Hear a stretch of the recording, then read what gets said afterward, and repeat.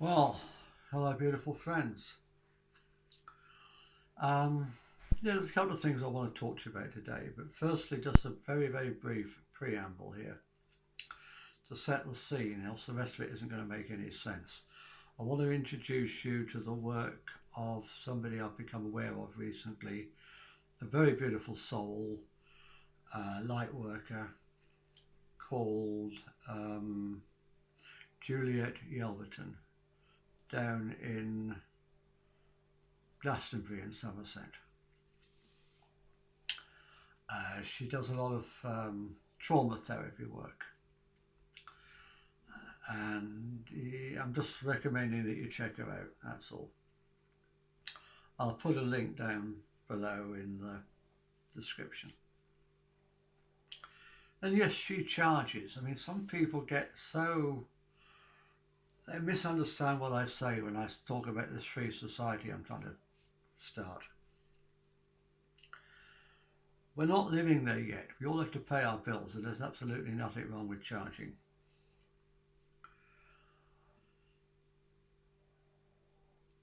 We all have bills to pay. And there's nothing wrong with wealth, and there's nothing wrong with having huge amounts of it. I wish I could have some. Just a wee little bit, please. The more you have, the more generous you can be, the more you can help others. You know, wealth is a good thing. Wealth is a wonderful thing. It's meanness that's bad. And it's money that makes us mean, not wealth. Wealth makes us generous, so it should do, if we're not living in fear. So that, just to get that out of the way. And she has some friends down there in, well, their friends are actually in Cornwall, and they run a hotel called Camelot Castle Hotel. And they're on the same, they're singing from the same hymn sheet that we are, in most respects. They're good people.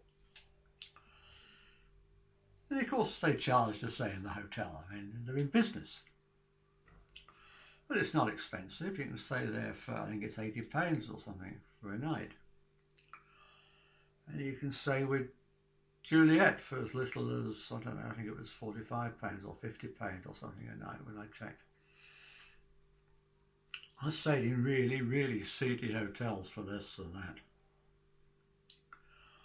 Obviously you have to pay a little bit more if you want the therapies. She does healing gardens and healing waters. So check them out. I'll put the links down below. Beautiful, beautiful lady. The light and the love just pours through the screen when you watch her. And light workers will know what I mean by that.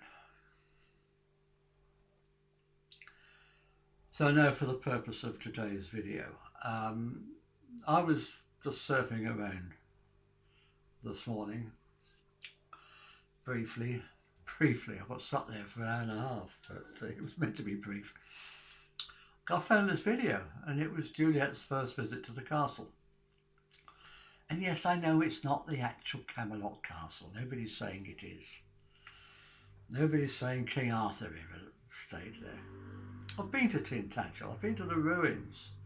I don't even believe King Arthur had a castle there.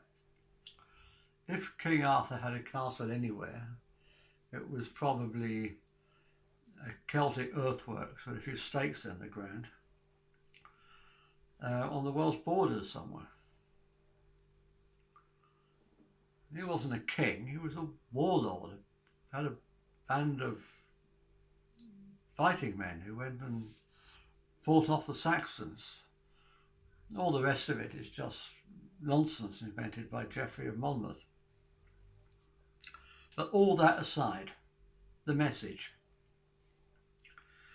About halfway through the video, and it's a brilliant video, find it on YouTube, it's absolutely great. Loads of information in there. But the thing that struck me personally, and it's a very personal thing, is they started talking about this idea that the memory isn't held in the brain. We store the memory in some kind of cloud, like the way a computer uploads and downloads information from the cloud. And I thought I was the only one that knew that. I thought I was the only one that thought like that. I had the idea about 15 years ago when reading up about quantum physics and what some people call the 0 point field. It's this reservoir of energy. It's everywhere. It exists between the atoms, between the subatomic particles. It's everywhere. It's the source.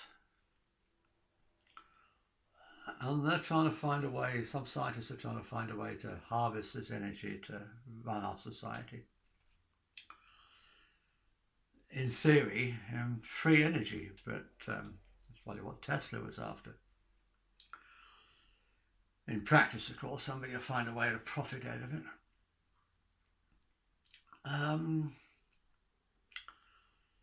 But there's something else I learned about this 0 point energy. It encodes information.